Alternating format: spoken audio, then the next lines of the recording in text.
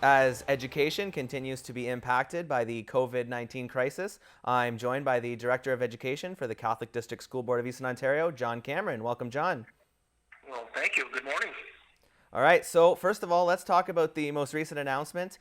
We know that schools will now continue to be closed until at least May, and the rest of the school year could be in jeopardy, so I'll get your thoughts on that.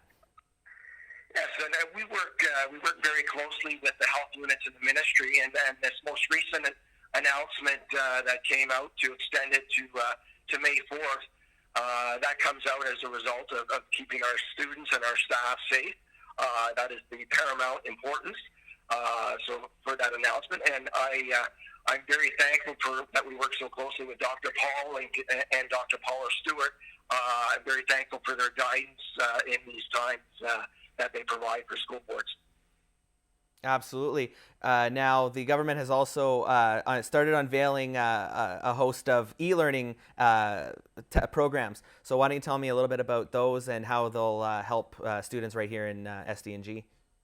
Yes, and the last 2 weeks we've been in phase one with the Learn at Home learning, and that was well received and certainly has been meeting the needs of our students and families at home. And now they've just launched, which they call phase two, teacher-led learning, and that looks like basically from grades K to 3, it'll be 5 hours of work per student per week with a focus on literacy and math. Grades 4 to 6 will be 5 hours of work per student per week.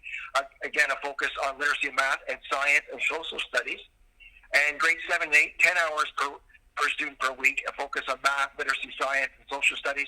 And for the high schools, grades 9 to 12, 3 hours per course work, and as well focusing on achieving credits and completion of graduation.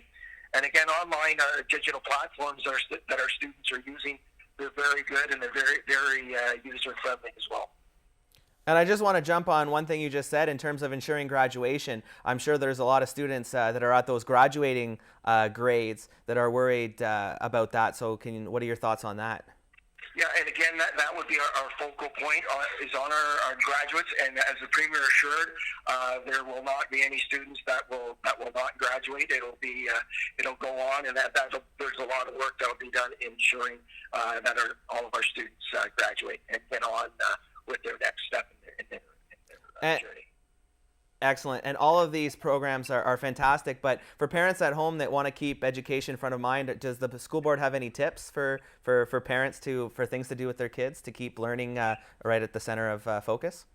Well, yeah, there are certainly some excellent resources that are online that the ministry has provided, and very user-friendly resources as well. Now we're starting with the Brightspace, and that we're teacher-led learning, but students with their parents will be able to get on to this and access these resources that are outstanding, actually. And we also have a CDSBO distance learning page where you can find free interactive online resources that are good for the children at home with their parents and engage in fun activities and challenges. So it's to get online and access that on our website and to utilize those resources.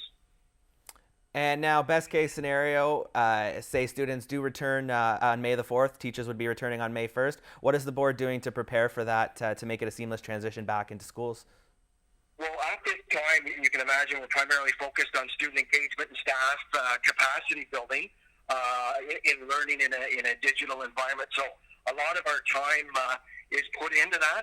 But as I said first, is that from the direction of our health units and ministry, we can adapt in that regard.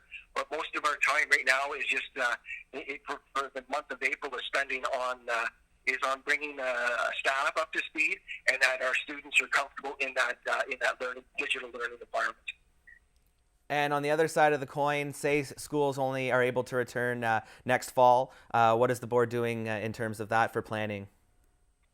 Well, as this situation evolves, and you heard the Premier say day to day, hour to hour, we're certainly focused on supporting the learning of our students and the mental well-being of our students and families. And as more information comes in the coming weeks from the ministry and the health officials, we'll continue to revise our plans as we see fit. Excellent. Well, John, I want to thank you once again for joining me. I think it's a testament to the relationship fostered between students and teachers. We see it on Facebook, posts from students and teachers, just how much they miss schools and learning together.